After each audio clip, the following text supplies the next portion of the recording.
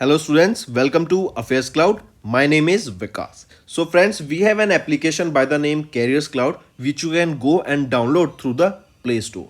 And once you have downloaded, you can log in with your Gmail ID. And why I am suggesting you this application, because this is the one-stop solution for all the current affairs. This is the best of the best application and the platform where you can enhance your learning through help. Here you will be provided with multiple courses. Here you will be provided with multiple options of quizzes, and even you will be provided current affairs on daily basis. PDFs and quizzes will be provided to you on daily basis, both in Hindi as well as English. Here you will be provided current affairs with weekly basis and monthly basis also. Here remember, once you have done watching our video, then you can log in through this application, take out the PDF, read that PDF and go through the quizzes. That will enhance your preparation. Same you have to do for weekly and same you have to do for the monthly also. In monthly you will be provided with the top 100 important questions PDF and video also, that will enhance your learning, and it will be a very beneficial and important video for the revision perspective. And not just this friends, apart from this we also provide you banking and economic questions. We provide you state current affairs such as of Uttarakhand, UP, Tripura, Telangana, and many more.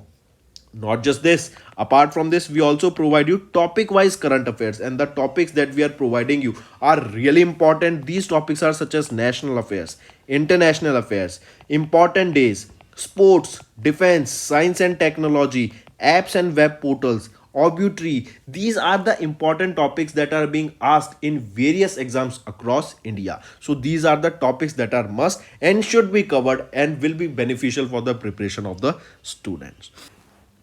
Hello everyone, तो आज की video में third week of November month के हम important current affairs discuss करेंगे। काफ़ी helpful session रहेगा, तो एंड तक बने रहिएगा। चलिए स्टार्ट करें। सबसे पहले है which of the following point are correct with respect to visit of Dharmendra Pradhan, जो कि हमारे union education minister and skill development and entrepreneurship minister हैं। इन्होंने यूएई यूनाइटेड अरब एमिरेट्स में विजिट किया, एंड उससे रिलेटेड यहाँ पे कुछ ऑप्शंस दिए गए हैं, तो याद रखेंगे तीनों ऑप्शंस यहाँ पे बिल्कुल ठीक रहे हैं।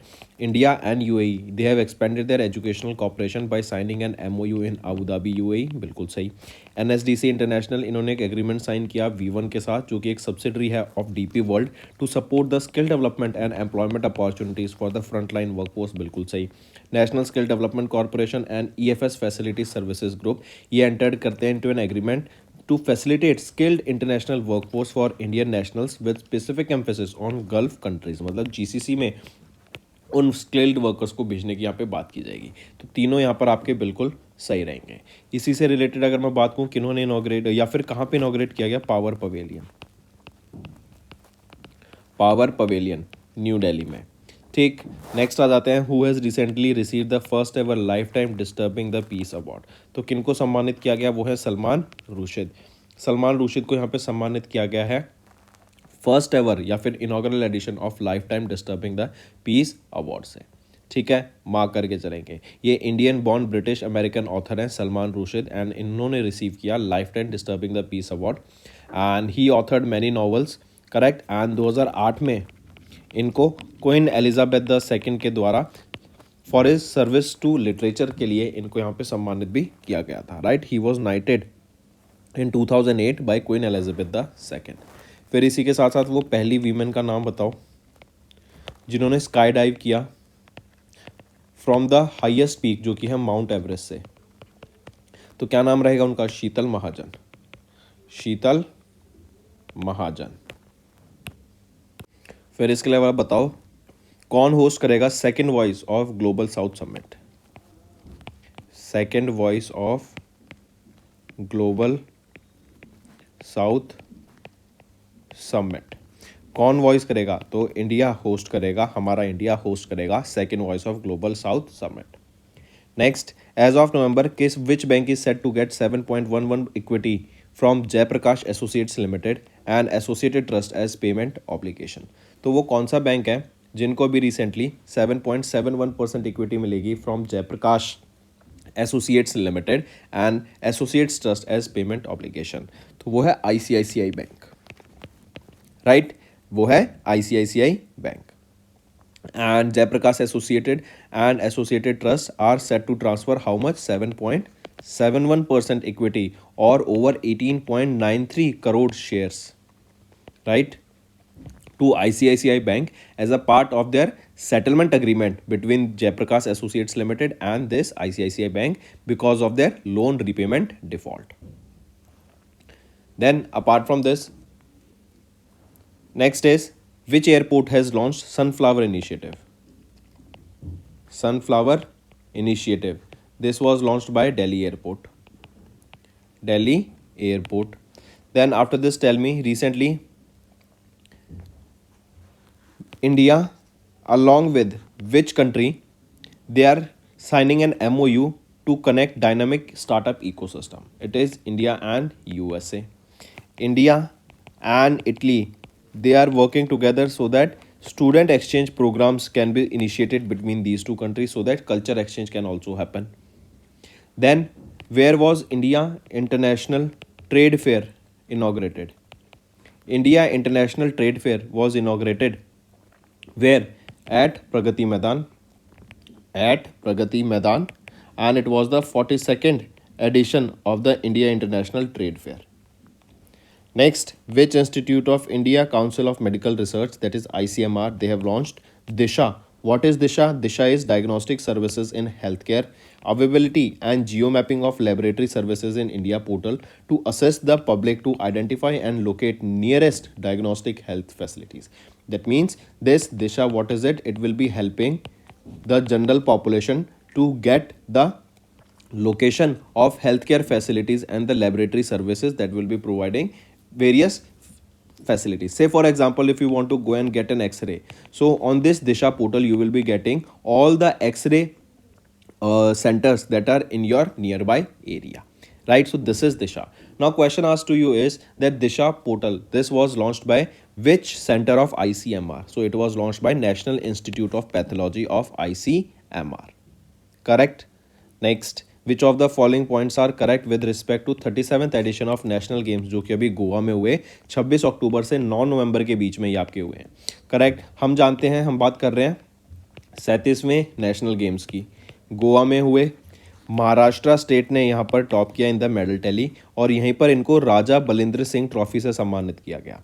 राइट. पूछा जा रहा है ABC कौन सा ऑप्शन ठीक रहेगा, तो तीनों ऑप्शन यहाँ पे बिल्कुल ठीक रहेंगे क्योंकि महाराष्ट्र ने अभी जीता राजा बलिंद्र सिंह ट्रॉफी को for the overall championship in the national games and ये पहली time, this is the first time Maharashtra has top the medal tally with 228 medal since 1994. तो बिल्कुल सही. दूसरा है ज्योति यराजी, आंध्र प्रदेश से, इन्होंने गोल्ड मेडल जीता in the women's 100 hurdles. And 14-year-old swimmer Dhinidhi Desinghu of Karnataka, इन्होंने 7 मेडल जीते, 7 गोल्ड मेडल जीते including her win in the 100 metre freestyle event. तो ये भी बिल्कुल सही है. ठीक है, तो तीनों ऑप्शन यहाँ पे सही आ जाते हैं. नेक्स्ट, द चिल्ड्रंस डे या फिर Bal Diwas was observed across India on 14th November to mark the dash birth anniversary of Pandit Jawaharlal Nehru. तो ये कौन सी बर्थ एनिवर्सरी है? ये 134वीं बर्थ एनिवर्सरी है पंडित जवाहरलाल नेहरू जी की. और पंडित जवाहरलाल नेहरू जी कौन थे? ये पहले प्राइम मिनिस्टर बने हैं इंडिया के, इंडिपेंडेंट इंडिया के फर्स्ट प्राइम मिनिस्टर. ठीक. एंड 14 नवंबर को ही हम ऑब्जर्व करते हैं birth anniversary of Pandit Jawaharlal Nehru और इसी के लिए इसी दिन हम चिल्ड्रंस डे भी ऑब्जर्व करते हैं. ठीक है, और इस बार 134वीं बर्थ एनिवर्सरी थी, ये याद रखेंगे. फिर इसी के साथ साथ ज़रा बताओ, सी बकथ्रोन, सी बकथ्रोन ये अभी कौन सा ये एक प्रोडक्ट है जिसको GI टैग मिला? कहाँ से है ये प्रोडक्ट? लद्दाख से है. एंड लद्दाख का ये चौथा प्रोडक्ट है जिसको GI टैग मिला है. फिर आ जाता है every right for every child, every right for every child. Right, इसको भी GI टैग मिला. ये कहाँ से है ये प्रोडक्ट? और सॉरी, ये कहाँ से है ये आपका every child every right for every right ये स्कीम? ये यूपी से है. Next, which of the following personality is not appointed as the distinguished fellows for a period of 1 year by NITI Aayog? Right, तो किन को यहाँ पे अपॉइंट नहीं किया गया as a distinguished fellows for a period of 1 year by NITI Aayog? वो है S वेंकटा सुब्रमण्यम. और बाकी सभी को यहाँ पे अपॉइंट किया गया to the position. Right, V Lakshmi Kumaran, OP Agarwal, Anoop Singh and Ajay Chaudhary. Correct. इनको नीति आयोग में अभी यहाँ पे रैंक्स दी गई हैं, इनको अपॉइंट किया गया. फिर इसी के साथ साथ बताओ, अभी अगर आपसे पूछा जाए वो सिटी कौन सी है जहाँ पर सबसे ज़्यादा वीमेन लेड स्टार्टअप्स हमें देखने को मिल रहे हैं।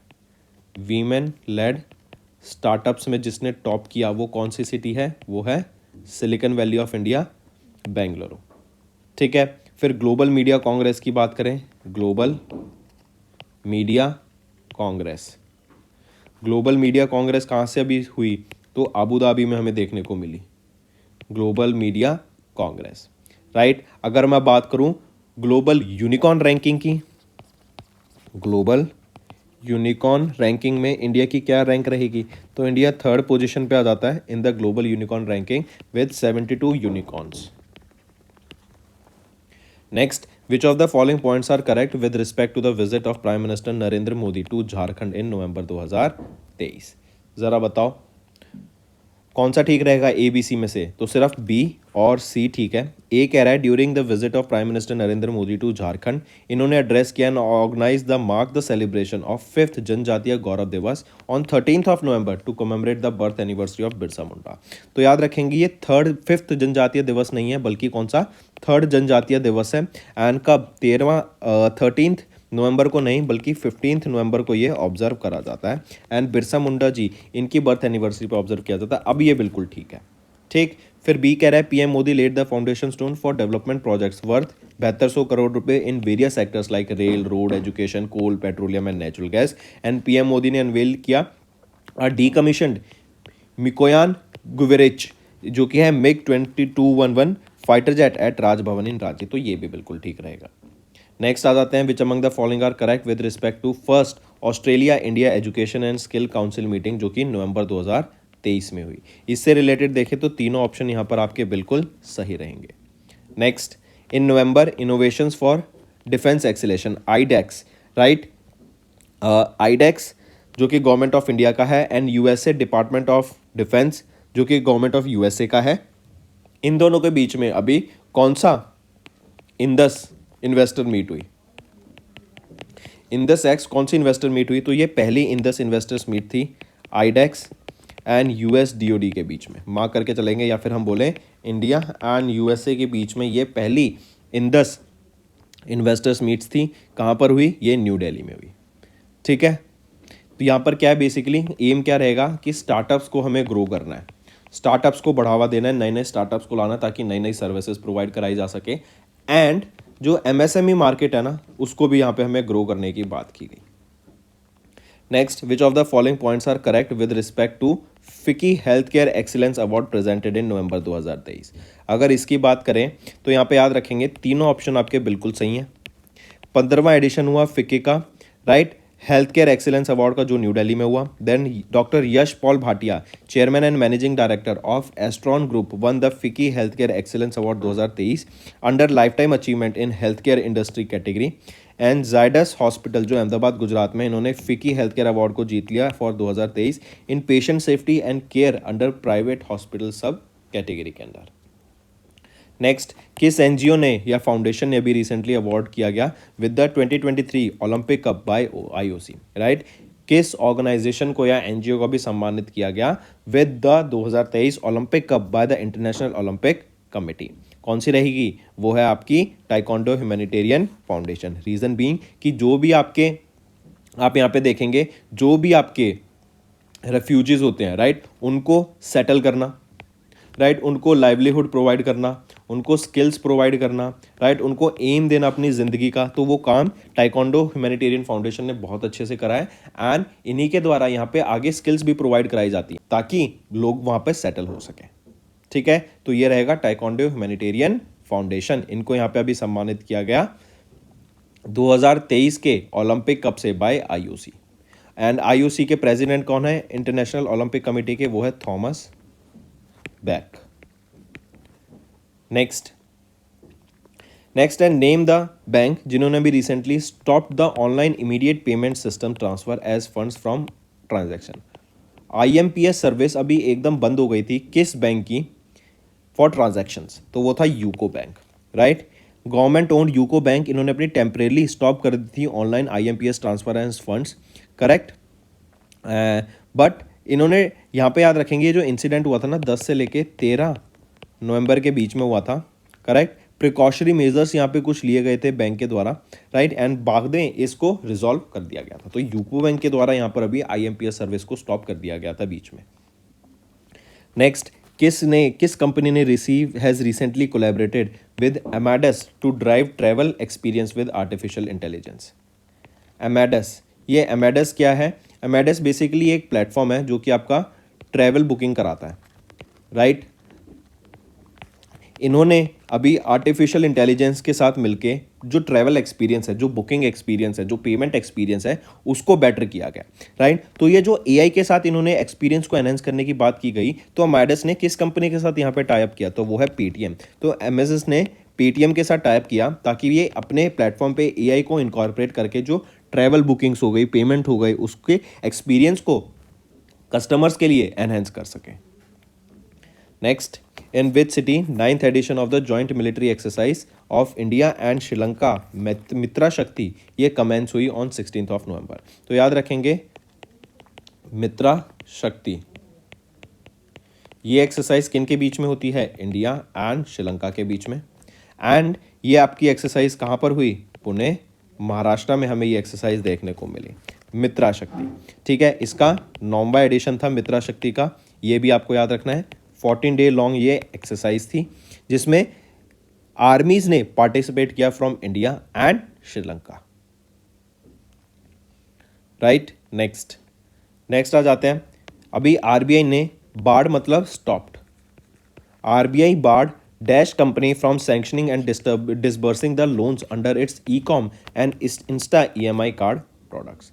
तो आरबीआई ने अभी स्टॉप कर दिया बजाज फाइनेंस लिमिटेड को ताकि वो अपने लोन्स डिस्पर्स ना कर सके, अपने उनके क्रेडिट कार्ड्स के जो नए हैं वो उनको इशू ना कर सके, नए लॉन्स प्रोवाइड ना करा सकें, ईएमआई कार्ड्स ऑप्शंस ना दे सकें, राइट। किसको बंद कर दिया, किसको स्टॉप कर दिया था आरबीआई ने? बजाज फाइनेंस लिमिटेड को, ठीक।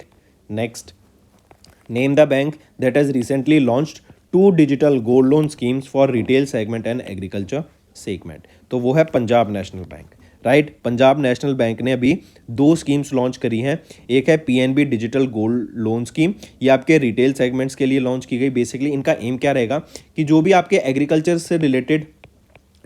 सेक्टर से रिलेटेड जो भी व्यक्ति हैं उनको लोन की रिक्वायरमेंट है, तो वो अपनी जो ज्वेलरी है, जो गोल्ड है, उसको एज अ कोलेट्रल रखकर यहाँ पे लो इंटरेस्ट पर अपना लोन ले सकते हैं। इस गोल्ड लोन स्कीम के अंडर 25,000 से लेके 25 लाख तक का लोन अवेल कर सकते हैं by keeping their gold as a collateral, ठीक है। चलिए next, which of the following points are correct with respect to Asian power magazine as of November 2023। तो यहाँ पे देखें तो तीनों ऑप्शन यहाँ पे बिल्कुल सही रहेंगे आपके। Asian power magazine presented the 19th Asian power awards, 3rd Asian oil and gas awards and inaugural Asian water awards in Kuala Lumpur Malaysia.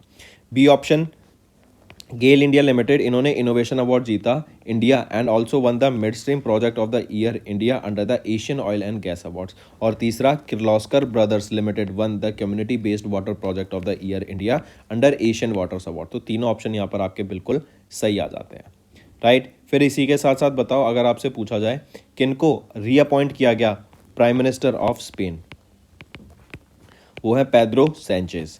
PM of Luxembourg कौन बने हैं?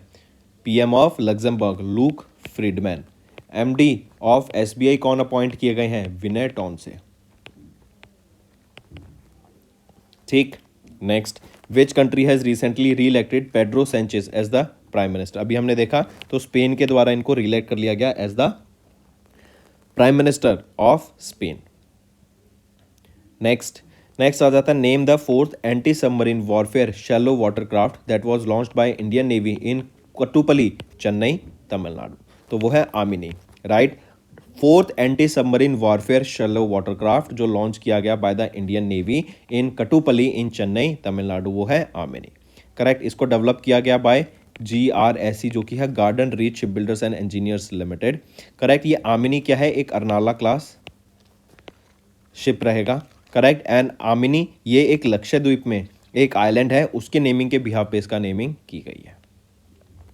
Moving on, in November Padmanabha Balakrishna Acharya, ये फॉर्मर गवर्नर हैं of dash state from the period July 2024 से 14 से जुलाई 2019 के बीच में ये फॉर्मर गवर्नर रहे थे किस स्टेट के जिनका भी रिसेंटली निधन हो गया? तो ये नागालैंड के गवर्नर रहे थे जिनका भी रिसेंटली निधन हो गया। इसके साथ PB Acharya ji, right.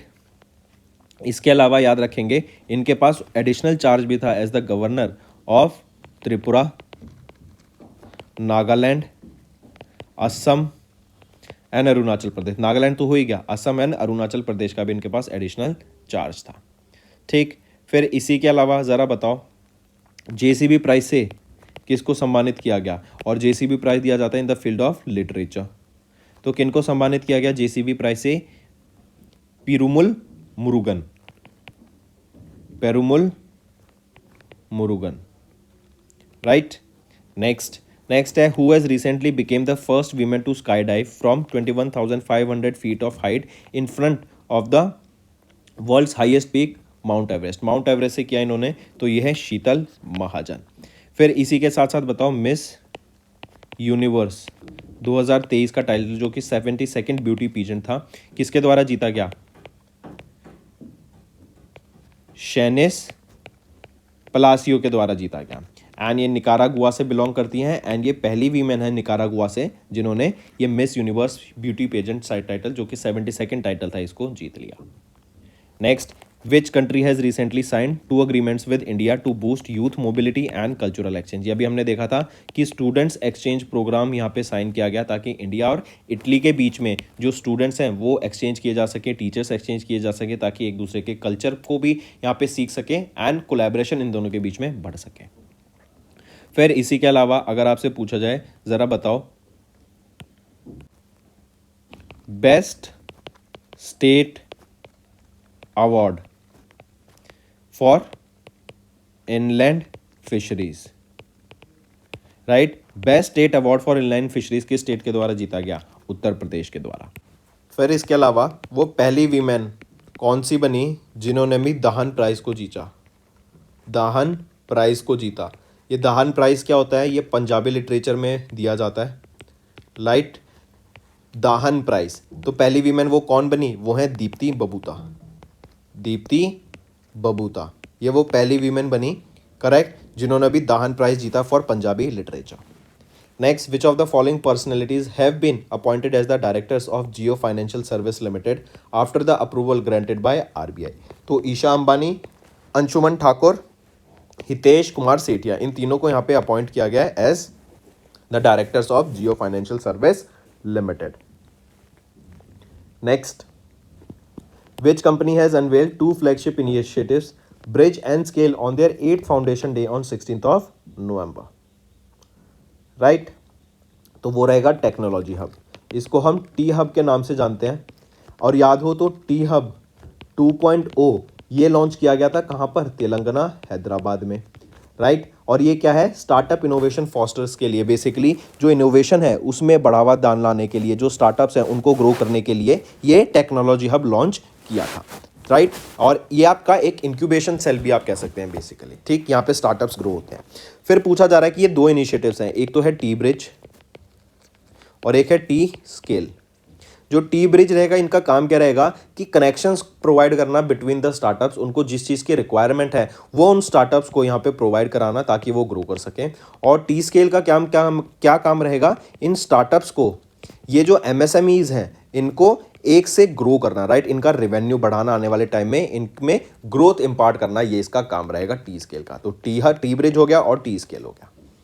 Next, who has been recently appointed as the director and managing director and chief executive officer and key managerial personnel for the Kotak Mahindra Bank for 3 years?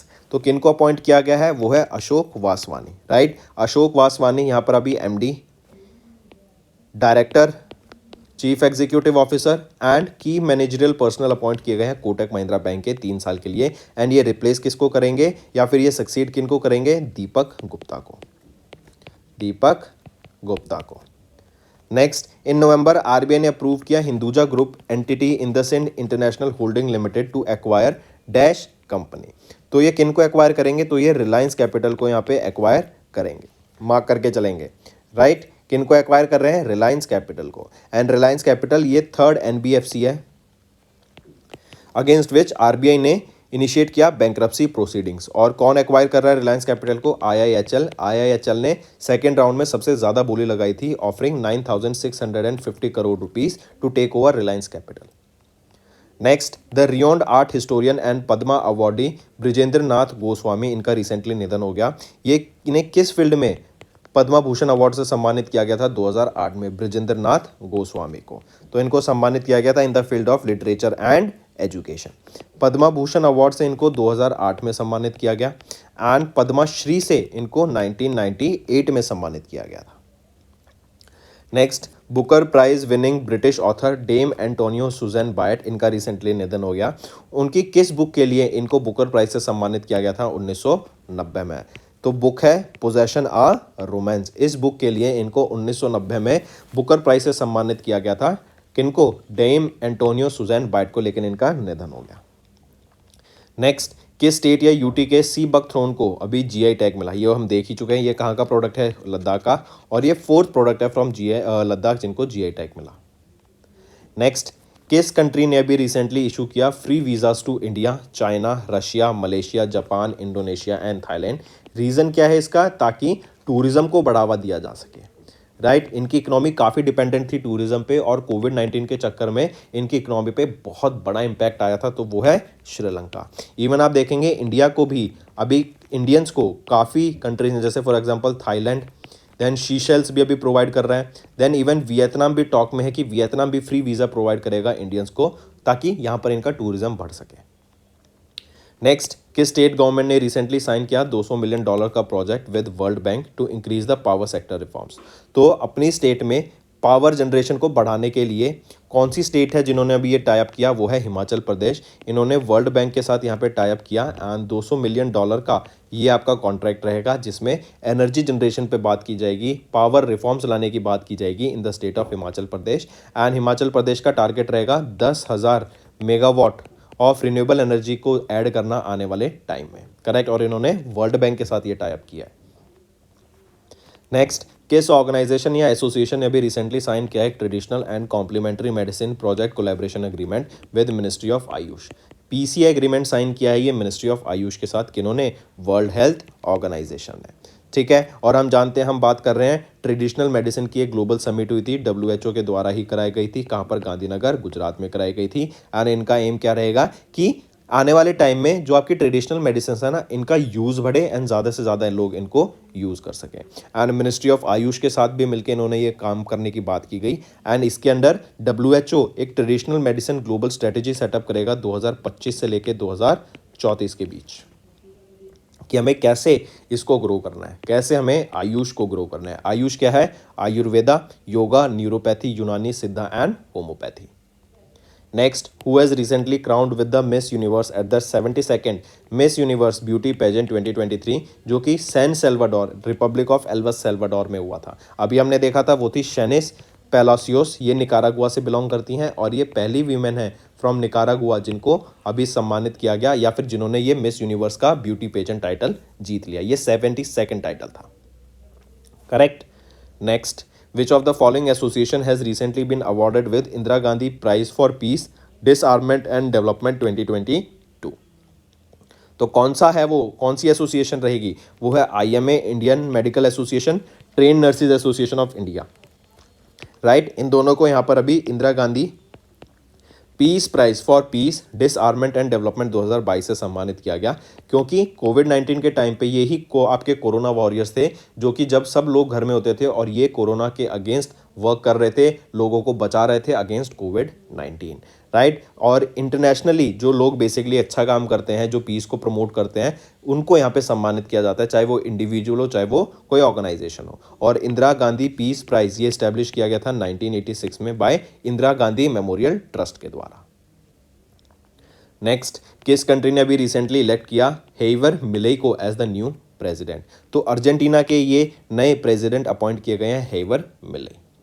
फिर इसी के अलावा friends, अगर कुछ important days देखें, जैसे बताओ international day of tolerance. International day of tolerance observe किया जाता है 16 नवंबर को। नेशनल प्रेस डे कब ऑब्जर्व करते हैं? 16 नवंबर को। इंटरनेशनल स्टूडेंट्स डे 17 नवंबर को, नेशनल एपिलेप्सी डे ये भी 17 नवंबर को ऑब्जर्व करते हैं, देन इंटरनेशनल मेंस डे ये भी 17 नवंबर को ऑब्जर्व करते हैं, राइट। ओ सॉरी, ये हम 19 नवंबर को ऑब्जर्व करते हैं, international men's day.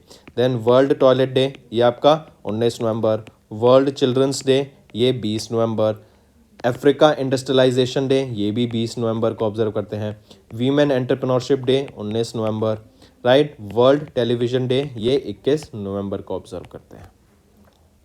Next, in November the former 18th governor of RBI passed away. तो कौन है वो farmer 18th governor of RBI जिनका निधन हो गया? वो है सुब्रमण्यम वेंकटा रमन, राइट। इनका रिसेंटली निधन हो गया, right, at the age of 92 in Chennai Tamil Nadu. ये 18th गवर्नर रह चुके हैं आरबीआई के, correct, from 1990 till 1992। Next, national integration day कब ऑब्जर्व किया जाता है अक्रॉस इंडिया? देखो, नेशनल इंटीग्रेशन डे सबसे पहले याद रखेंगे, डे की अगर बात की जाए ना तो 19 नवंबर को ऑब्जर्व किया जाता है। अगर यही पूछा जाए नेशनल इंटीग्रेशन वीक कब ऑब्जर्व किया जाता है, तो वो 19 से लेके 25 नवंबर तक हम ये नेशनल इंटीग्रेशन वीक ऑब्जर्व करते हैं। और ये बर्थ एनिवर्सरी होती है किसकी? इंदिरा गांधी की बर्थ एनिवर्सरी पर हम ऑब्जर्व करते हैं नेशनल इंटीग्रेशन वीक। इसको हम नेशनल इंटीग्रेशन डे, अब हम इसको नेशनल इंटीग्रेशन डे बोलें या फिर कौमी एकता दिवस के नाम से भी जानते हैं, कौमी एकता दिवस, राइट। वीक आ जाए तो कौमी एकता वीक हो गया आपका, कब से? 19 से 25 नवंबर तक। और जब ये स्टार्ट होता है 19 नवंबर को, जो कि बर्थ एनिवर्सरी होती है इंदिरा गांधी जी की, इस दिन नेशनल इंटीग्रेशन डे ऑब्जर्व किया जाता है। इंदिरा गांधी को आयरन लेडी ऑफ इंडिया के नाम से भी जाना जाता है। और 2023 में इस बार 106th बर्थ एनिवर्सरी थी इंदिरा गांधी जी की। नेक्स्ट, आईएमडी ने डिक्लेयर किया about the development of a cyclone जिसका नाम है Mithili in the north west bay of Bengal. Bay of Bengal किधर है? ये बे ऑफ बंगाल हो गया, राइट। श्रीलंका हो गया, ये आपका अरेबियन सी हो गया, ये इंडियन ओशन हो गया। तो इस एरिया पे आपके काफ़ी ज़्यादा इंपैक्ट पड़ेगा because of this Maithili, right. मिथिली क्या है? एक साइक्लोन है। इस साइक्लोन का पूछा जा रहा है, जो ये नाम है मिथिली, किस कंट्री के द्वारा दिया गया? तो मिथिली दिया गया है मालदीव्स के द्वारा, राइट। साइक्लोन है मालदीव्स के द्वारा। और इससे जो इफेक्ट आएगा कहाँ पर हमें देखने को मिलेगा?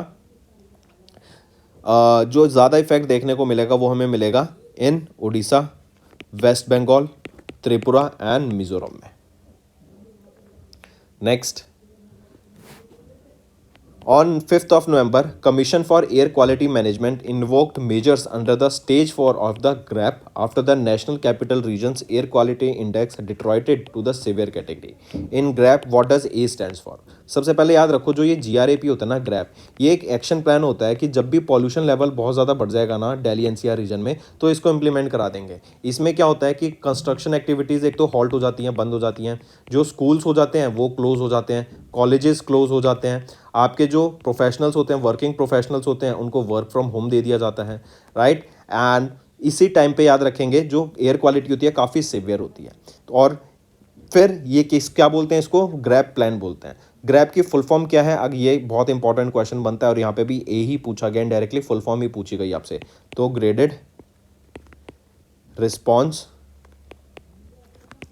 Action plan, graded response action plan. तो ए क्या आ जाता है? Action. Next, in November department of environment of persons with disability under the ministry of social justice and empowerment has announced -% interest rebate for Divyangan receive financial support through National Divyangan Finance and Development Corporation, NDFDC। ये दिव्यांगन जो कि persons with disabilities होती हैं उनको 1% का यहाँ पर rebate देने की बात करते हैं on the loans interest, right. जो भी वो लोन लेंगे उस पर जो इंटरेस्ट होगा 1% का यहाँ पर रिबेट देगा कौन? National Divyangan finance and development corporation to the persons with disability.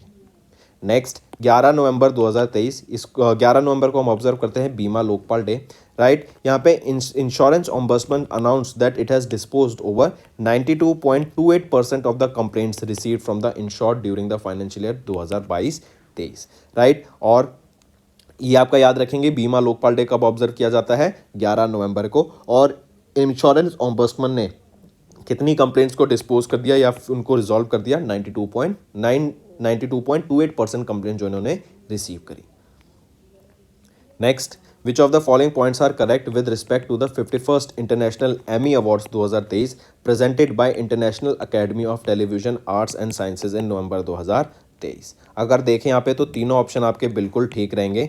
Indian comedian and actor वीर दास, इन्होंने एमी अवार्ड जीता under the comedy category for इस शो जो कि है वीर दास लैंडिंग, एंड ये पहले इंडियन कॉमेडियन बन गए to win the Emmy awards. फिर आ जाते हैं एकता आर कपूर, ये को फाउंडर हैं बालाजी टेलीफिल्म्स की, इनको ऑनर किया गया with international Emmy directorate award से for her contribution to the world of arts and entertainment. Then British screen writer and producer Jesse Armstrong, chairman and CEO of HBO and Max content, was honoured with the 2023 International Emmy Founders Awards से। Next, in November, ACC approved the appointment of Vinay Tonse as the MD of Dash Bank for 2 years। तो विनय टॉन्से को यहाँ पे MD appoint किया गया है 2 साल के लिए। किस बैंक का? SBI बैंक का इनको MD अपॉइंट किया गया है, स्टेट बैंक ऑफ इंडिया का। Next, which country has recently appointed Luc Friedman as the 23rd prime minister. तो हम देख चुके हैं लग्जमबर्ग के 23वें प्राइम मिनिस्टर कौन अपॉइंट किए गए हैं? Luc Friedman. Next, Indian navy ने लॉन्च किया the dash missile cum ammunition barge LSAM yard 78 of the 8XMCA barge project at East Godavari Andhra Pradesh. तो कौन सा एडिशन था? तो ये चौथा मिसाइल कम एम्यूनेशन बार्ज है जो कि ईस्ट गोदावरी में लॉन्च किया गया आंध्र प्रदेश में। मार्क करके चलेंगे, राइट। एंड इसी के साथ साथ याद रखेंगे जो ये बार्ज है किसके द्वारा डेवलप किया गया है? ये सीकॉन इंजीनियरिंग प्रोजेक्ट्स प्राइवेट लिमिटेड के द्वारा इसको डेवलप किया गया जो कि विशाखापट्टनम आंध्र प्रदेश में, right. And east Godavari river में इसको लॉन्च किया गया। Next, when what was the theme of the world fisheries day observed across the globe on 21 November.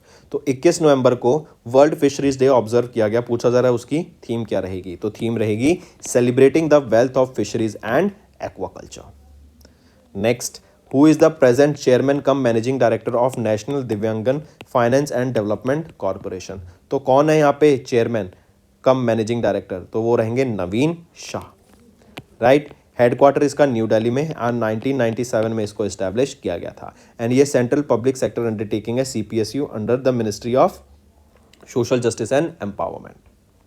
Next, in which state 14th edition of India-USA Joint Special Force Exercise वज्र प्रहार was commenced on 21st of November। तो वज्र प्रहार की बात कर रहे हैं, हम जानते हैं ये उमरोई में हुई थी। उमरोई में कहाँ पर हुई थी? मेघालय। उमरोई कहाँ पर है? मेघालय में। तो ये 14वां एडिशन था, 14th एडिशन था। इंडिया एंड USA के बीच में ये जॉइंट स्पेशल फोर्स एक्सरसाइज थी जिसका नाम है वज्र प्रहार। उमरोई मेघालय में हुई थी। 21 दिन लंबी ये एक्सरसाइज थी, मतलब 3 वीक्स लॉन्ग ये एक्सरसाइज थी। And Indian air force and USA air force ने इसमें पार्टिसिपेट किया। Sorry, Indian army and USA army के बीच में ये एक्सरसाइज थी। तो मतलब हम कहें कि between the army of these 2 countries यहाँ पे पार्टिसिपेट हुई। नेक्स्ट है responsible tourism mission of which state was selected for the global list of case studies of United Nation world tourism organisation. तो एक तो ये है आपका Kerala responsible tourism, right. Kerala responsible tourism mission, इसको लिस्ट किया गया in the case studies of UNWTO। इसके अलावा एक और चीज थी जिसको लिस्ट किया गया था in this case studies from India. क्या रहेगी जरा बताओ? वो है महाराष्ट्र, तड़ोबा अंधेरी टाइगर रिजर्व प्रोजेक्ट, राइट। इसको भी लिस्ट किया गया, करेक्ट। ये दोनों अभी लिस्ट किए गए from India in the case studies of UNWTO। Next आ जाता है which of the following points are correct with respect to the recent launches and announcement made by SEBI in November 2023। तो यहां याद रखेंगे तीनों ऑप्शन आपके बिल्कुल सही रहेंगे। Next, name the book that was originally written in Tamil as Aalandha Patachi by Perumal Murugan, जिन्होंने JCB प्राइज जीत लिया। अभी हमने देखा था JCB प्राइज पेरुमल मुरुगन ने जीता, ये लिटरेचर के लिए जीता, नवंबर 2023 में जीता for the novel Aalandha Palachi, correct. Tamil में लिखी गई थी। उस बुक का ओरिजिनली जो लिखी गई है वो तो आलंदा पताची है, लेकिन जब उसको इंग्लिश में ट्रांसलेट किया गया उसका नाम क्या था? Firebird. Next, name the personality who has recently been appointed as the brand ambassador of West Bengal. पहले शाहरुख खान यहाँ पे ब्रांड एम्बेसडर थे, अब कौन अपॉइंट कर लिए गए हैं brand ambassador of West Bengal? वो है सौरव गांगुली। वेस्ट बंगाल की चीफ मिनिस्टर ममता बनर्जी के द्वारा इनकी अपॉइंटमेंट की गई। सौरव गांगुली को दादा के नाम से भी जानते हैं, इनको प्रिंस ऑफ कोलकाता के नाम से भी जानते हैं, right. Former Indian cricketer player हैं। अर्जुना अवार्ड भी इनको रिसीव किया गया था, 1998 में इन्होंने रिसीव किया था।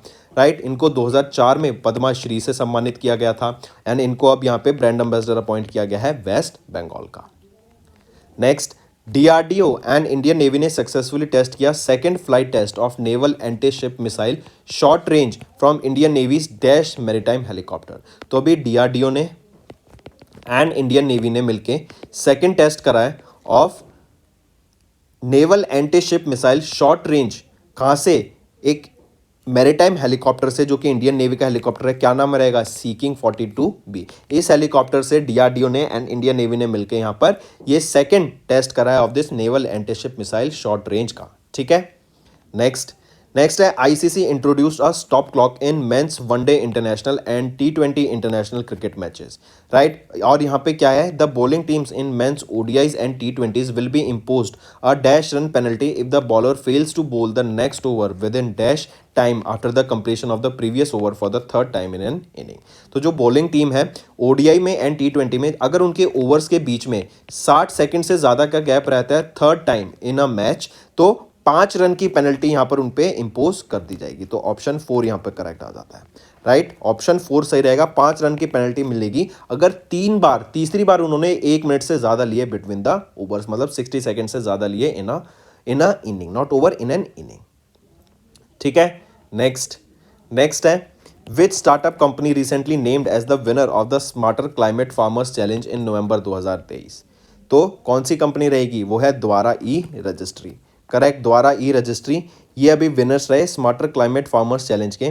करेक्ट, ऑर्गेनाइज कराया गया था अपलिंक के द्वारा, जो कि एक ओपन इनोवेशन प्लेटफॉर्म है of the world economics forum का, WEF का, राइट। द्वारा ई रजिस्ट्री ये एक एग्रीकल्चर फिनटेक स्टार्टअप रहेगा, राइट। एंड ये क्या कर रहे हैं कि एग्रीकल्चर को फाइनेंस से जोड़कर एंड एग्रीकल्चर से मिलके टेक्नोलॉजीज में उसको इंप्लीमेंट करके, जैसे AI, मशीन लर्निंग, ड्रोन्स आ गए हैं, सैटेलाइट का डाटा यूज करके प्रॉपर एनालिसिस करके एग्रीकल्चर को ग्रो करें, एग्रीकल्चर सेक्टर को ग्रो करें, राइट। तो दोस्तों ये थे हमारे आज के important current affairs for the third week of November month. अब आ जाते हैं कुछ रिवीजन करंट अफेयर्स पर, जो कि आपकी लर्निंग में काफ़ी ज़्यादा हेल्प करेंगे। चलिए स्टार्ट करें। नेक्स्ट, फेडरल बैंक ने अभी किस प्लेयर को अपॉइंट किया एज देयर ब्रांड एम्बेसडर? तो हम बात कर रहे हैं HS प्रणॉय की। HS प्रणॉय याद रखेंगे किस स्पोर्ट से बिलोंग करते हैं? तो ये बैडमिंटन से बिलोंग करते हैं, इंडियन शटलर हैं, और इनको अभी अपॉइंट किया गया है brand ambassador of federal bank. ये कितने? 31 साल के हैं, ठीक है। और HS प्रणॉय किस स्टेट से बिलोंग करते हैं? तो ये केरला से बिलोंग करते हैं, ये भी याद रखेंगे। 8th इनकी रैंकिंग रहेगी in the badminton world federation ranking, world ranking में, ठीक है। चलिए नेक्स्ट पे आते हैं। फिर यहीं पे एक चीज़ और याद रखेंगे, ये तो गए HS प्रणॉय। अगर मैं फेडरल बैंक की बात करूं, श्याम श्रीनिवासन यहाँ के MD एंड CEO रहेंगे। अलुवा केरला, यहाँ पे इसका हेडक्वार्टर रहेगा और 1931 में इसको इस्टेब्लिश करा गया था। Mahatma Gandhi all India radio में इन्होंने विजिट किया था 1947 में पहली बार। कहाँ पर? ऑल इंडिया रेडियो में, जो कि अब आकाशवाणी है, करेक्ट। इसीलिए इनके जो विजिट को हम ऑब्जर्व करते हैं national public service broadcasting day 12 नवंबर को।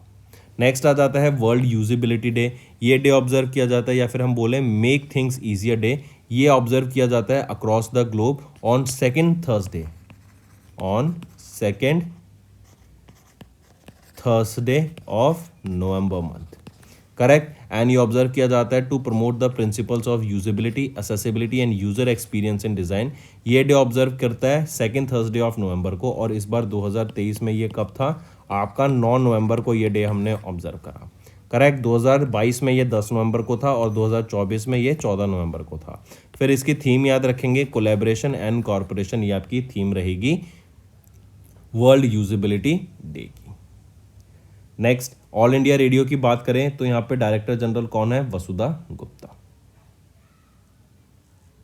नेक्स्ट आ जाते हैं, नेक्स्ट है world pneumonia day. World pneumonia day कब ऑब्जर्व किया जाता है? 12 नवंबर को, and it is to raise awareness and educate people about the disease, जो कि है न्यूमोनिया। बच्चों में इसकी बहुत ज़्यादा डेथ होती है because of pneumonia, correct. And इसकी एक थीम याद रखनी पड़ेगी आपको, वो है every breath counts, stop pneumonia in its track. I repeat, every breath counts, stop pneumonia in its track. ये आपकी थीम रहेगी वर्ल्ड न्यूमोनिया डे की, जो कि 12 नवंबर को ऑब्जर्व किया जाता है। पहली बार 2009 में इसको ऑब्जर्व करा गया था। इसके बाद आ जाते हैं वर्ल्ड डायबिटीज़ डे। ये डे आपका 14 नवंबर को हम ऑब्जर्व करते हैं, world diabetes day. And across the globe observe किया जाता है to raise awareness about the impact of diabetes and the health of people. इसकी प्रिवेंशन में, इसकी डायग्नोसिस में एंड ट्रीटमेंट में लोगों को अवेयरनेस कराने के लिए ये डे ऑब्जर्व किया जाता है। एंड पहली बार ये आपका 2007 में ये डे ऑब्जर्व करा गया था। नेक्स्ट आ जाता है, किस फोर्स ने कंडक्ट कराया NATPOLREX 9 of Gujarat for assessing marine oil spill readiness. हम जानते हैं जब बड़े बड़े आपके शिप्स जब किसी ऑयल कंटेनर्स को लेके जाते हैं, राइट, शिपमेंट्स को लेके जा रहे होते हैं फॉर एक्सपोर्ट, तो क्या होता है कई बार ड्यू टू अनफोर्सीन सर्कमस्टांसेस वो जो कंटेनर है ना वो स्पिल हो जाता है और आपका ओशन में जो ऑयल का स्पिल हो जाता है। इस ऑयल का स्पिल बहुत ज़्यादा नेगेटिव होता है हमारे इन्वायरमेंट के लिए। एक तो जो वहाँ पे जिस एरिया में ये स्पिल होया है, जैसे मान लो फॉर एग्जांपल ओशन है, तो इसके ऊपर ऑयल की परत जम जाएगी, राइट, वो बहुत ज़्यादा हार्मफुल होता है फॉर द बायोडाइवर्सिटी जो नीचे होती है। फिर इसी ऑयल को क्या होता है कि जो वहाँ के नीचे के एनिमल्स हैं, राइट, वो कंज्यूम कर लेते हैं, तो उनकी उससे काफ़ी ज़्यादा डेथ्स भी हमें देखने को मिलती हैं, राइट। इससे क्या होता है जो हमारा पानी है वो बहुत ज़्यादा टॉक्सिक हो जाता है, तो बहुत ज़्यादा इसका नेगेटिव इम्पैक्ट पड़ता है। तो ऐसे स्पिल्स को फिर जब साफ़ भी करना पड़ता है ना, जब हम ऑयल को हटाते हैं तो वो बहुत ज़्यादा कॉस्टली हो जाता है। तो ऐसे स्पिल्स ना हो सके, और ऐसे स्पिल्स हो भी तो जल्दी से जल्दी उसको साफ़ करा जाए ताकि बायोडाइवर्सिटी पे ज़्यादा इम्पैक्ट ना पड़े, राइट। ऐसे प्रैक्टिसेस कराई गई, ऐसे यहाँ पे अभी वर्कशॉप्स कंडक्ट कराई गई, काफ़ी सेमिनार्स हुए, जिससे जो ये ऑयल स्पिल है इसके ऊपर कैसे हम प्रिवेंट कर सकते हैं और कैसे प्रिवेंट करने के बाद भी अगर हो जाता है ऑयल स्पिल तो उसको कैसे जल्दी से जल्दी हम साफ करके हमारे एनवायरनमेंट को हार्म ना होने दें। तो यही आपकी नेट पोलरेक्स एक्सरसाइज थी, करेक्ट। अब ये नेट पोलरेक्स है क्या, तो सबसे पहले ये देख लेते हैं नेट पोलरेक्स क्या है।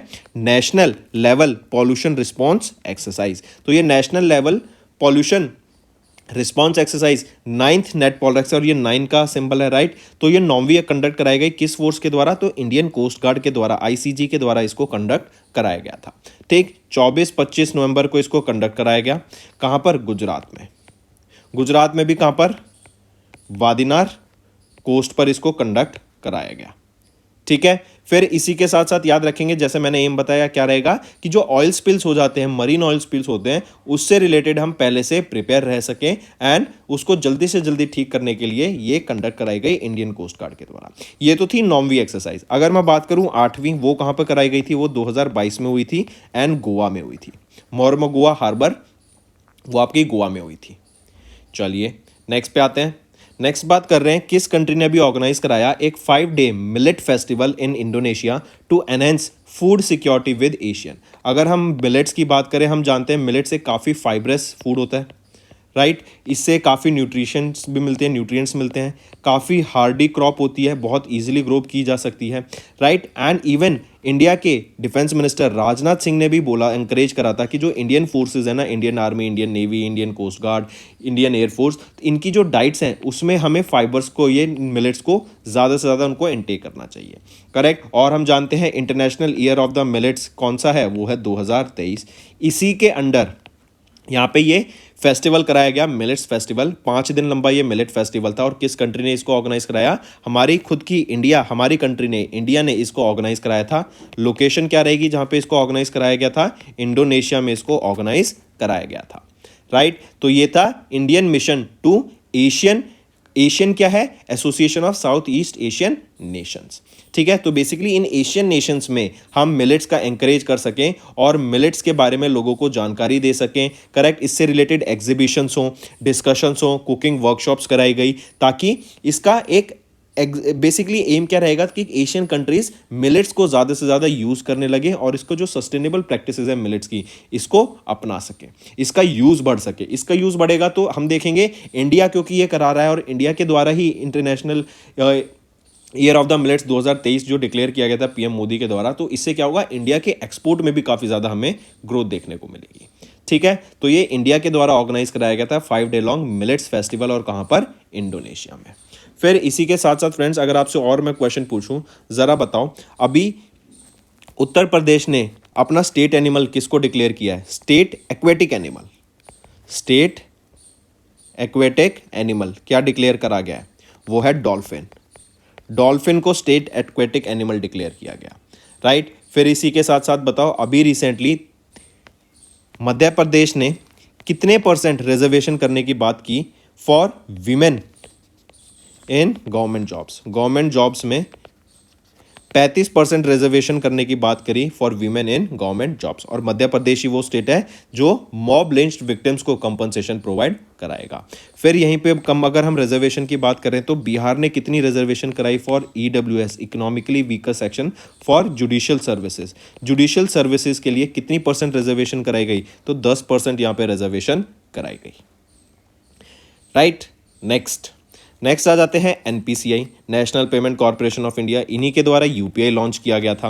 राइट, तो इन्होंने इंस्ट्रक्ट किया जो भी पेमेंट एप्लीकेशन है, जैसे आपकी फ़ोन पे हो गई, राइट, पेटीएम हो गया, गूगल पे हो गया, तो ये एप्लीकेशंस बेसिकली, राइट, इन पे जो भी आपकी यूपीआई आईडीज़ हैं जो कि इनएक्टिव यूपीआई आईडीज़ हैं जो यूज़ में नहीं आ रही हैं, उन यूपीआई आईडीज़ को डीएक्टिवेट करने की बात की गई बाय विच डेट, तो 31 दिसंबर 2023 तक इन यूपीआई आईडीज़ को डीएक्टिवेट करने की बात की गई, उन यूपीआई आईडीज़ को जो कि यूज़ में नहीं है और वो ऐसे ही यूपीआई आईडी है, कोई उनको यूज़ नहीं कर रहा है। करेक्ट, इससे किसके द्वारा ये इंस्ट्रक्शन दी गई, एनपीसीआई के द्वारा, और कब तक, 31 दिसंबर 2023 तक ये इन यूपीआई आईडीज़ को डीएक्टिवेट करने का काम किया जाएगा। ठीक है, मार्क करके चलेंगे। नेक्स्ट, इसी के साथ साथ ज़रा बताओ, अगर आपसे पूछा जाए सोलर साइकिल ट्रैक, एक सोलर साइकिल ट्रैक बनाया जा रहा है कहाँ पर, हैदराबाद में। ठीक है, हैदराबाद में बनाया जा रहा है। फिर एग्रीकल्चर साइंस कांग्रेस, कौन से एडिशन की अभी एग्रीकल्चर साइंस कांग्रेस हुई थी, 16th एडिशन हुई थी। कहाँ पर हुई थी, कोची केरला में हुई थी। और याद रखेंगे केरला वो स्टेट है जिसकी हर डिस्ट्रिक्ट में एक हॉल मार्किंग सेंटर रहेगा।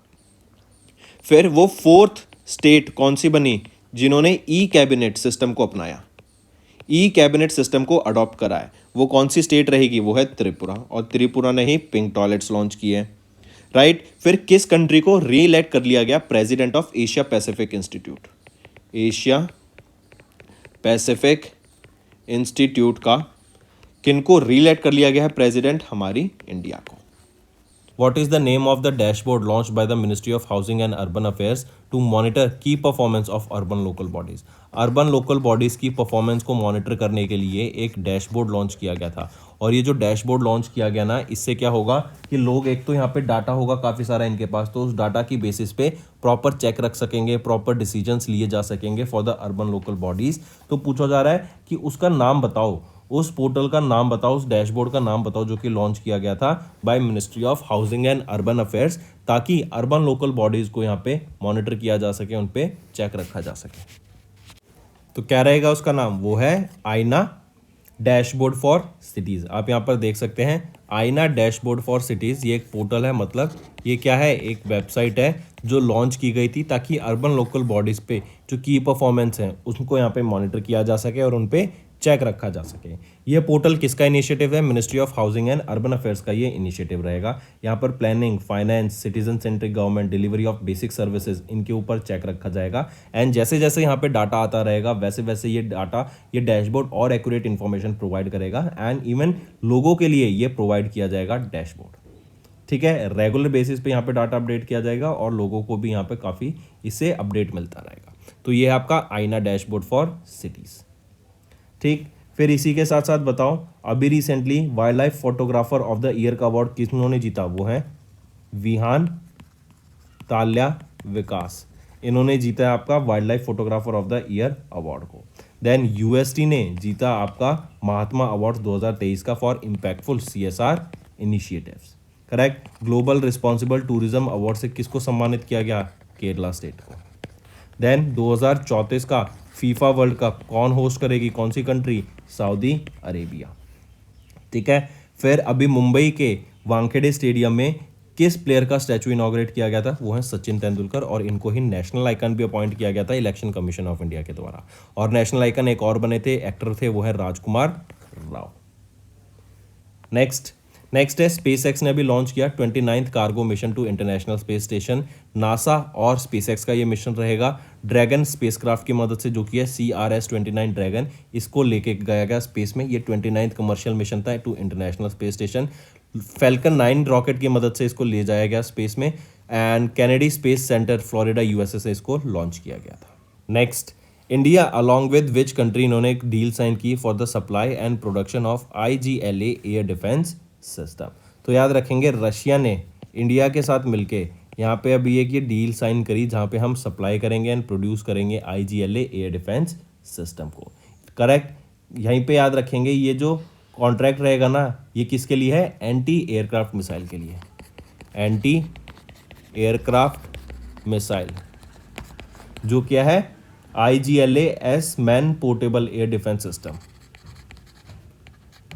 Man pads. करेक्ट, इसकी आप फुल फॉर्म यहाँ पे देख सकते हैं। रशिया ने एक कॉन्ट्रैक्ट साइन किया to supply and produce hand held anti aircraft missile, जो कि है IGLAS man portable air defence system, MANPADS, India को। ठीक है, IGLAS ये क्या है? Design to counter low flying aircrafts and helicopters and it has a range of 500 metres to 6000 metres and altitude में अगर हाइट में देखा जाए तो 10 मीटर से 3500 मीटर तक ये ऊपर जा सकती है। फायर एंड फॉरगेट प्रिंसिपल पे, मतलब ये ऑटोमेटिकली लॉक हो जाती है मिसाइल किसी भी टारगेट पर, उस पर ये वर्क करती है। And it is exported bye Russian defence export agency, जो कि है रोसोबोरॉन एक्सपोर्ट। फिर यही याद रखेंगे इंडिया वर्ल्ड का लार्जेस्ट आर्म इंपोर्टर है, वहीं पर रशिया रिमेन्स वर्ल्ड का लार्जेस्ट आर्म सप्लायर। चलिए, अगर इसी के अलावा फ्रेंड्स कुछ और क्वेश्चंस देखें, जैसे फॉर एग्जांपल मेरा युवा भारत, किनके द्वारा ये प्लेटफॉर्म को लॉन्च किया गया था, ये पोर्टल को? तो PM मोदी के द्वारा लॉन्च किया गया था माय भारत, इस पोर्टल को। ठीक है, फिर रन फॉर यूनिटी, ये एक इवेंट हुआ था, कहाँ पर हमें देखने को मिला रन फॉर यूनिटी? ये हमें लखनऊ में देखने को मिला on the birth anniversary of Sardar Vallabh Bhai Patel. और लखनऊ को ही याद रखेंगे यूपी का बिगेस्ट IT हब बनाया जा रहा है पूरे इंडिया में। राइट, इंडिया का लार्जेस्ट IT हब कहाँ पे सेटअप किया जा रहा है? यूपी के लखनऊ में। ठीक, फिर इसी के साथ साथ बिग बास्केट ने टॉप किया फेयर वर्क इंडेक्स 2023 को for gig workers. Next thing, अभी recently city of literature, UNESCO city of literature कौन सी बनी है? वो है कोझिकोडे। कहाँ पर है? केरला में। यहीं पे अगर पूछा जाए यूनेस्को सिटी ऑफ म्यूजिक कौन सी डिक्लेयर की गई है? वो है ग्वालियर। कहाँ पर है? मध्य प्रदेश में। Next, which organisation is providing loan to India for quality urban infrastructure? तो क्वालिटी इंफ्रास्ट्रक्चर डेवलप करने के लिए इंडिया में, अर्बन इंफ्रास्ट्रक्चर को डेवलप करने के लिए, ताकि बेटर इंफ्रास्ट्रक्चर होगा तो सर्विस डिलीवरी अच्छी होगी, ज़्यादा अच्छी कंपनीज आएंगी। करेक्ट, वहाँ पे एम्प्लॉयमेंट बढ़ेगी, ज़्यादा लोगों को रोज़गार मिलेगा। तो किसके द्वारा ये किया गया? एशियन डेवलपमेंट बैंक के साथ मिलकर यहाँ पर अभी $400 मिलियन का लोन प्रोवाइड करने की बात की गई, ताकि क्वालिटी अर्बन इंफ्रास्ट्रक्चर को डेवलप किया जा सके। एंड इससे क्या होगा? ये जो लोन है, एक तो याद रखेंगे 12 साल का यहाँ पे रिटर्न पीरियड रहेगा। आपको प्रिंसिपल जो रीपेमेंट होगा 12 साल तक आपको इसको वापस पे करना पड़ेगा। ठीक, तो याद रखेंगे इंफ्रास्ट्रक्चर को डेवलप करने के लिए, आपका ये हाई क्वालिटी इंफ्रास्ट्रक्चर को डेवलप करने के लिए एशियन डेवलपमेंट बैंक ने यहाँ पे $400 मिलियन का लोन अप्रूव किया। फिर यहीं पे आप देखेंगे कि ये 2 प्रोग्राम्स के लिए था बेसिकली। एक तो है सस्टेनेबल अर्बन डेवलपमेंट, जहाँ पे हम इंफ्रास्ट्रक्चर डेवलपमेंट की बात करेंगे। दूसरा आ जाता है सर्विस डिलीवरी प्रोग्राम, तो यहाँ पे हम क्वालिटी सर्विसेज भी डिलीवर करेंगे, क्योंकि इंफ्रास्ट्रक्चर एक बार बन गया, सर्विसेज में क्या हो जाएंगी? जैसे फॉर एग्जाम्पल, छोटा सा एग्जाम्पल, मेंटेनेंस सर्विस होती है। आप किसी सोसाइटी में रहते हैं तो वहाँ पर आप मेंटेनेंस चार्ज देते हैं, ताकि वहाँ का आपकी साफ सफाई अच्छी से हो सके, चीज़ों का ध्यान रखा जा सके, तो वो आपकी सर्विस डिलीवरी प्रोग्राम में आ गया। ठीक, फिर इसी के साथ साथ ज़रा बताओ, अभी रिसेंटली एजुकेशनल टाइज को बढ़ावा देने के लिए इंडिया ने किस कंट्री के साथ एक MOU साइन किया? तो इंडिया ने एक MOU साइन किया UAE के साथ, ताकि एजुकेशनल कैपेबिलिटीज़ को एक दूसरे के साथ बढ़ाया जा सके। Then vibrant Gujarat international road show, vibrant Gujarat international road show, ये कहाँ पर हुआ था? ये दुबई UAE में हमें देखने को मिला, vibrant Gujarat international road show. Correct, फिर कि इस ऑर्गेनाइजेशन के द्वारा भी एक वर्कशॉप कराई गई Goa road map for tourism के ऊपर। I repeat, Goa road map for tourism के ऊपर अभी एक वर्कशॉप हुई थी। किसके द्वारा कराई गई थी? तो नीति आयोग के द्वारा इसको कराया गया। ठीक है। फिर प्रधानमंत्री गरीब कल्याण अन्न योजना को कितने साल तक एक्सटेंड कर दिया है? 5 साल का एक्सटेंशन मिल गया है 2028 तक। नेक्स्ट आ जाते हैं S&P ग्लोबल पर। S&P ग्लोबल ने अभी इंडिया की जो फिस्कल ईयर 24 के लिए जो जीडीपी ग्रोथ रेट प्रोजेक्ट करी है वो कितनी है, पहले कितनी थी और अब कितनी है। पहले इन्होंने प्रोजेक्ट की थी 6%, लेकिन अभी 0.4% से बढ़ा दिया, मतलब 40 बेस पॉइंट से इन्होंने इसको बढ़ा दिया है। अब कितनी हो गई है? 6.4% इन्होंने प्रोजेक्ट करी है, राइट। 40 बीपीएस होता है, बीपीएस होता है basis point, right, basis points पर। और 40 बेसिस पॉइंट बढ़ना मतलब 0.4% का इंक्रीज होना। 100 बेसिस पॉइंट्स बढ़ना मतलब 1% का इंक्रीज होना। ठीक है। फिर यहीं पे याद रखेंगे तो था फिस्कल ईयर 24 के लिए कितनी प्रोजेक्ट की गई? 6.4%।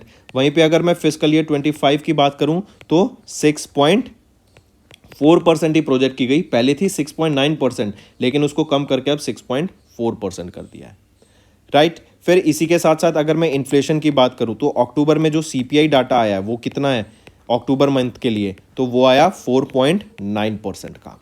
वहीं पे जो जुलाई का अगर ये डाटा देखें तो 7.4% का था। ठीक। इसी के अलावा फ्रेंड्स अगर कुछ और देखें जो और एजेंसीज के द्वारा यहाँ पे जो जीडीपी प्रोजेक्ट की गई है इंडिया की, जैसे S&P के लिए अभी हमने देखा स्टैंडर्ड्स एंड पुअर ग्लोबल के द्वारा जो 6.4% प्रोजेक्ट की गई। वहीं पे IMF इंटरनेशनल मॉनेटरी फंड के द्वारा 6.3% प्रोजेक्ट की गई। वर्ल्ड बैंक के द्वारा 6.3% प्रोजेक्ट की गई। मूडीज इनके द्वारा 6.7% प्रोजेक्ट किया गया।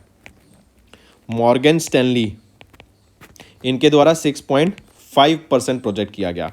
RBI के द्वारा 6.5% प्रोजेक्ट करा गया। ठीक है।